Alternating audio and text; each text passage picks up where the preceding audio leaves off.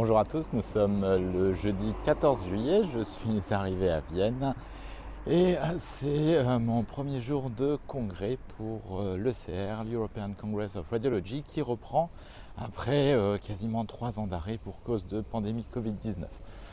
Alors ils sont plutôt intelligents à l'ECR puisqu'ils ont décidé de déplacer les congrès en juillet.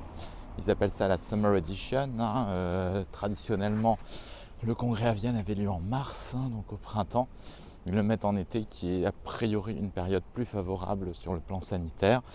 L'inconvénient, non, il n'y a pas d'inconvénient, il fait hyper beau, c'est hyper sympa. Par contre, il y a plein de travaux. Du coup, là, j'ai mon tram qui a été bloqué.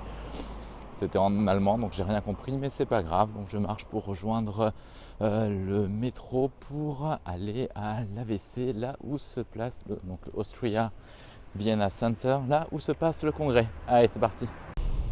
Voilà, je suis enfin arrivé au métro, direction Donaueisel. Comme vous le voyez, à Vienne, le FFP2 est obligatoire dans tous les transports. Un rapide coup d'œil aux alentours montre que c'est diversement appliqué. Mais enfin, c'est plutôt une bonne idée. Ok, de nouveau des travaux. Du coup, on est obligé de sortir une station avant. C'est pas mal, on a juste le Danube derrière nous, c'est vraiment magnifique. Donc on va marcher pour aller jusqu'à l'ECR. 10 petites minutes de marche, on y est presque. Bon, on arrivera un petit peu en retard, mais c'est pas grave. Allez.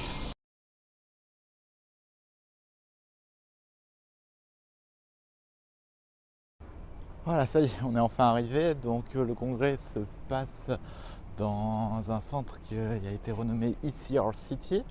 Donc c'est la ville de l'ECR. Il y a le centre de congrès principal où il y a toutes les présentations, notamment scientifiques, mais aussi tous les cours. Vous avez aussi un centre de congrès accessoire un petit peu plus moderne, puisque le congrès a grandi avec le temps et donc il l'utilise pour en faire des cours supplémentaires. Vous avez l'expo technique qu'on visitera ensemble, qui est assez grande. C'est pas la plus grande des congrès, mais elle est vraiment pas mal. Et enfin, vous avez ce qu'ils appellent le Summer Lounge, dans lequel on va aller récupérer nos tickets. Alors, comme vous le voyez, l'accent est beaucoup mis sur le patient, avec des sessions entières dédiées notamment à la façon d'accueillir le patient, à la façon d'annoncer les diagnostics, notamment en mammographie, mais aussi tout simplement à l'expérience patient, et ça c'est très important. On arrive sur le site du congrès, comme vous le voyez, il y a pas mal de monde. On est arrivé en fait le deuxième jour, ça a commencé hier après-midi. Donc ça c'est un grand classique de l'ECR, il y a des camions de démonstration dans lesquels vous avez une IRM, là vous avez probablement de la mammographie.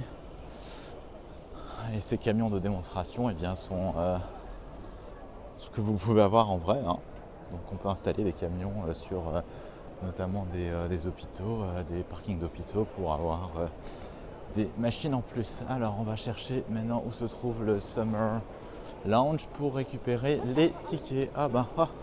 C'est marqué en énorme. Welcome to ECR 2022 Summer Lounge. Allez, c'est parti. Alors c'est hyper joli, c'est vachement grand. Et nous avons la registration qui se trouve quelque part par là. Voilà, c'est un grand hangar, joliment décoré, dans lequel on peut s'asseoir, se reposer, rechercher les tickets.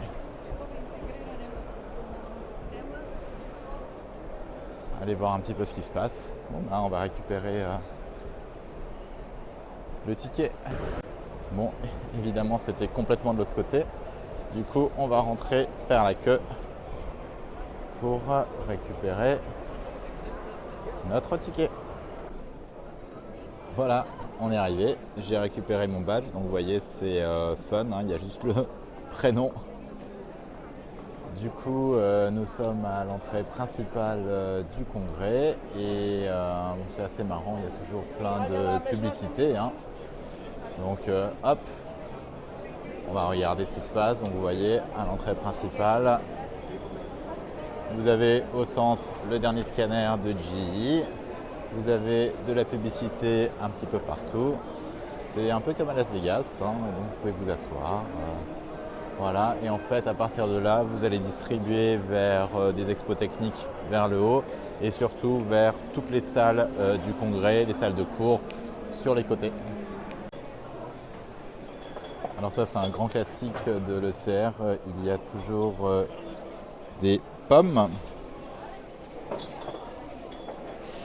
pour le goûter. Et nouveauté cette année, vous pouvez récupérer la petite... hop, est-ce qu'on la voit? La petite bouteille d'eau de l'ECR, sponsorisée par Canon et Olea. Pas mal. Petite bouteille que vous allez pouvoir remplir directement avec du produit de contraste. Ah bah non, de l'eau.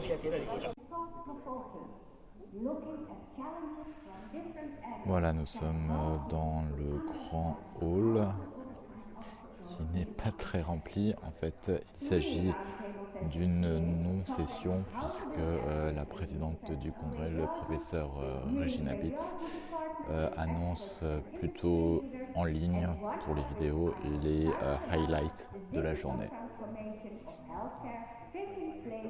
Voilà, ça vous donne une idée de la taille des salles de cours qui, lors des sessions les plus intéressantes, sont remplies.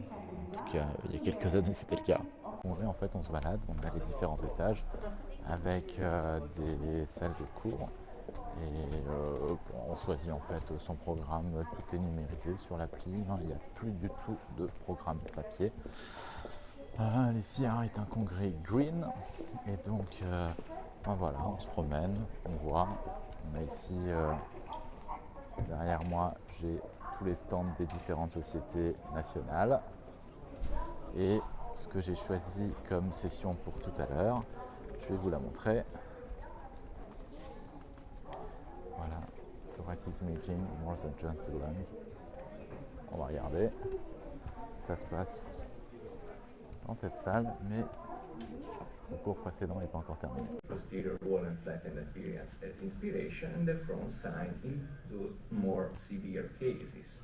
And what it is important is that therapeutic measurements are usually required if the collapse is. Je sors de la session, c'est la première session de cours internationale depuis la pandémie. Franchement, c'était vraiment bien. Ça se voit que c'était après le Covid, puisqu'il y avait un des interlocuteurs qui était remote via Zoom. Ça a franchement très bien fonctionné. La salle était pleine, donc les gens étaient intéressés. Et c'était une session plutôt sympathique, puisque ça parlait de thorax, mais sans parler du parenchyme. Donc c'était vraiment centré sur tout ce qui est en imagerie thoracique en dehors du parenchyme. Donc ça a parlé des airways, les bronches, la trachée, ça a parlé du médiastin, ça a parlé des vaisseaux et ça a parlé de l'os, et notamment des lésions costales, session très intéressante. Voilà, allez, on continue.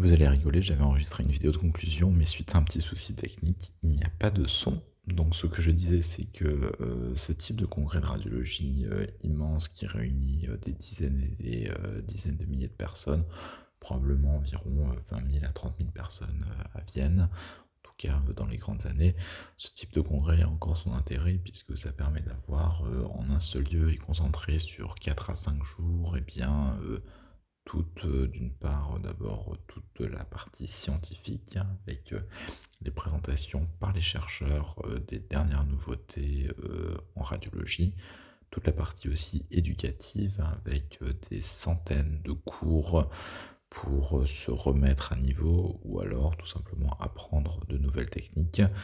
Et aussi, vous l'avez vu, hein, une large partie technique, hein, avec une exposition énorme qui permet de rencontrer les constructeurs, d'avoir accès à leurs nouveautés, de discuter avec eux eh bien, des partenariats, des mises à niveau, des changements de machines, etc. etc., etc. Donc c'est vraiment extrêmement utile. Le congrès européen, c'est le plus grand congrès en Europe, même si, et bon, ça je ne le dis pas parce que je suis français, même si beaucoup de gens le disent, les JFR, qui sont les journées francophones de radiologie, qui est le congrès français, est probablement aussi bon en termes de qualité, en termes de taille, que le congrès européen. Et si le meilleur congrès reste le congrès américain, nord-américain, qui lui est probablement encore 2 à 3 fois plus gros que le congrès européen. Voilà, ben, je vous dis à très bientôt et bye bye.